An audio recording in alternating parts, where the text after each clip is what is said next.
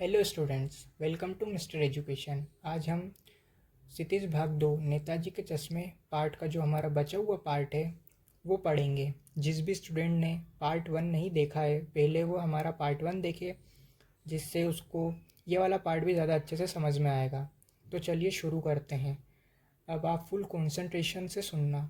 तो पहले हम जो हमारा पार्ट 1 था उसका थोड़ा सा रिवीजन करते हैं। इस चैप्टर में कैरेक्टर है हालदार साहब, जो कंपनी के काम के सिलसिले से एक कस्बे से गुजरते रहते हैं। उस कस्बे के मेन चौराहे पर नगर पालिका ने नेताजी सुभाष चंद्र बोस की प्रतिमा लगवाई है। उस प्रतिमा का जो मूर्तिकार हैं वो हैं मोतीलाल जी। ये आप याद रखना कि जो प्रतिमा बनाई थी वो मोतीलाल जी ने बनाई थी, क्योंकि ये क्वेश्चन आ जाता है। मूर्ति का जो चश्मा था वो मूर्तिकार जी यानी मोतीलाल जी बनाना भूल गए थे, पर जो कैप्टन चश्मे वाला है वो अपने पास से मूर्ति पर बदल बदल कर चश्मा लगा दिया करता था।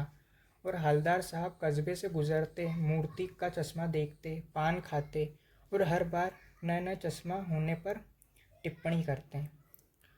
तो ये हमने पार्ट 1 में देखा था। तो अब शुरू करते हैं आगे का पार्ट।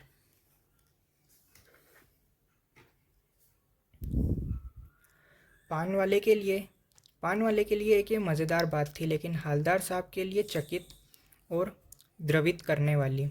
चकित मतलब होता आश्चर्य, द्रवित मतलब होता संकोच। यानी वह ठीक ही सोच रहे थे। मूर्ति के नीचे लिखा मूर्तिकार मास्टर मोतीलाल वाकई कस्बे का अध्यापक था। बेचारे ने महीने भर में मूर्ति बनाकर पटक देने का वादा कर दिया होगा, बना भी ली होगी, लेकिन पत्थर पर पारदर्शी चश्मा कैसे बनाया जाए, कांच वाला, वह तय नहीं कर पाया होगा। यह कोशिश की होगी पर असफल रहा होगा। बनाते बनाते कुछ और बारीकियों के चक्कर में चश्मा टूट गया होगा। वह पत्थर का चश्मा अलग से बनाकर फिट किया होगा, वह निकल गया होगा। उफ! हवलदार साहब को यह सब कुछ बड़ा विचित्र और कौतुक भरा यानी आश्चर्यचकित लगा रहा था। इन्हीं ख्यालों वह जीप की तरफ चले, फिर रुके, पीछे मुड़े और पान वाले के पास जाकर पूछा, क्या कैप्टन चश्मे वाला नेताजी का साथी है?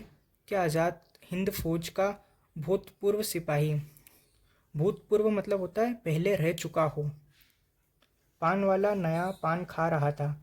पान पकड़े अपने हाथों में मुंह से 1.5 इंच दूर रोककर उसने हवलदार साहब को ध्यान से देखा, फिर अपनी लाल काली बत्ती से दिखाई और मुस्कुराकर बोला, नहीं साहब। हवलदार साहब को लग रहा था जो कैप्टन चश्मे वाला है वो नेताजी के साथ या आज़ाद हिंद फौज में रहा होगा या किसी क्रांति में उनका साथ दिया होगा, जिस वजह से वो नेताजी की आंखों पर बार बार चश्मा बदल दिया करता है। पान वाला नया पान खा रहा था। पान पकड़े अपने हाथों में मुंह से 1.5 इंच दूर रोककर उसने हवलदार साहब को ध्यान से देखा, फिर अपनी लाल काली बत्ती से दिखाई और मुस्कुराकर बोला, नहीं साहब, वो लंगड़ा क्या जाएगा फौज में, पागल है पागल।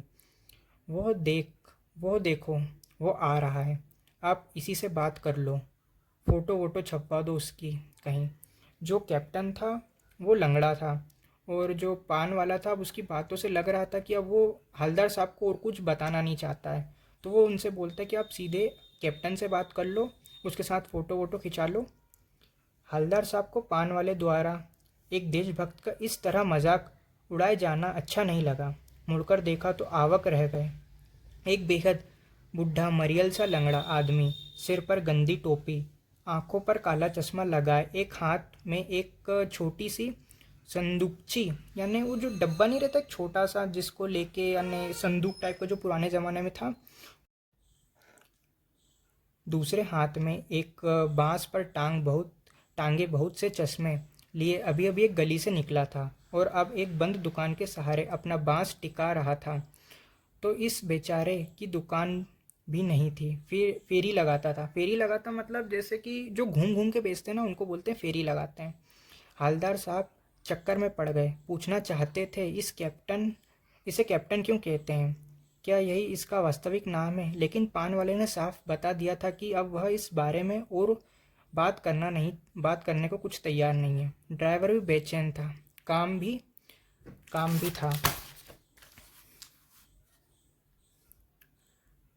हालदार साहब जीप में बैठकर चले गए। 2 साल तक हालदार साहब अपने काम के सिलसिले में इस कस्बे से गुजरते रहे। नेताजी की मूर्ति के बदलते हुए चश्मे को देखते रहे। कभी गोल चश्मा होता, कभी कभी चौकोर, कभी लाल, कभी काला, कभी धूप का चश्मा, कभी बड़ा कांचों वाला गोल चश्मा, पर कोई ना कोई चश्मा होता ज़रूर। इस धूल भरी यात्रा में हालदार साहब को कौतुक मतलब होता है उत्सुकता और प्रफुल्लता का कुछ क्षण, प्रफुल्लता मतलब होता है प्रसन्नता के कुछ क्षण देने के लिए। फिर एक बार ऐसा हुआ कि मूर्ति के चेहरे पर कोई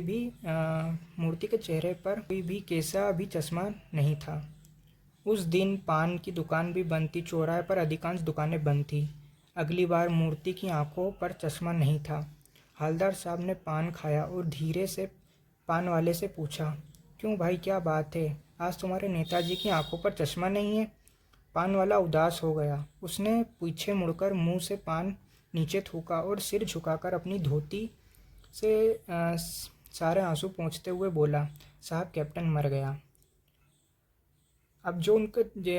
अब हालदार साहब गुजरते। अब उन नेताजी की आंखों पर चश्मा न होने के कारण उन्होंने पान वाले से पूछ ही लिया कि अब तुम्हारे नेताजी की आंखों पर चश्मा क्यों नहीं है? तो उसने जवाब दिया, तो उसकी आंखों में भी आंसू आ गए, जो अपनी धोती से पोंछता और बोलता है कि अब कैप्टन मर गया है। और कुछ नहीं पूछ पाए हालदार साहब, कुछ पल चुपचाप खड़े रहे, फिर पान के पैसे चुकाकर जीप में आ बैठे और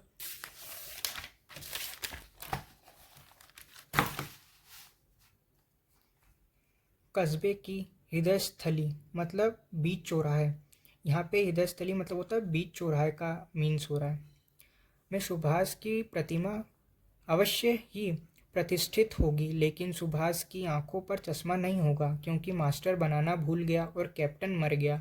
सोचा आज वहाँ रुकेंगे नहीं, पान भी नहीं खाएंगे, मूर्ति की तरफ देखेंगे भी नहीं, सीधे निकल जाएंगे। ड्राइवर से कह दिया चौराहे पर रोकना नहीं, आज बहुत काम है, पान आगे खा लेंगे। अब हालदार साहब को पता था कि मूर्ति पे चश्मा तो होगा नहीं क्योंकि चश्मा कैप्टन लगाता था, तो वो तो मर गया है और मूर्तिकार बनाना भूल गया है। तो इसलिए उन्होंने बोला कि आज सीधा अपन यहाँ रुकेंगे नहीं, ना पान खाएंगे, सीधा अपन आगे चलेंगे, आगे कहीं पान खा लेंगे, आज अपने को ज़्यादा काम है।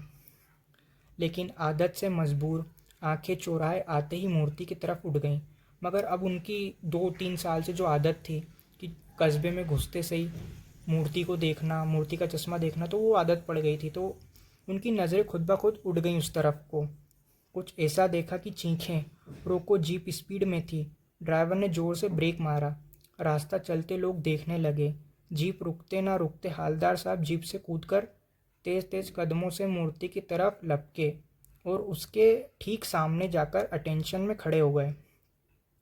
मूर्ति की आंखों पर सरकंडे, सरकंडे मीन्स होता है एक पेड़ आता है जिसको बोलते हैं सरपत की जाति का एक पौधा, जिसमें गांठ वाली छड़ी होती है, से बना छोटा सा चश्मा रखा हुआ जिसे बच्चे बना लेते हैं। हालदार साहब भावुक हैं, इतनी सी बात पर उनकी आंखें भर आईं। तो यहाँ हमारा ये पार्ट ख़त्म होता है। अब आपको जो डाउट है आप कमेंट सेक्शन में पूछ लीजिएगा।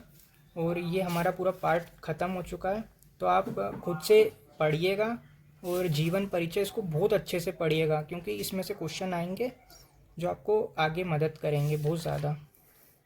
धन्यवाद।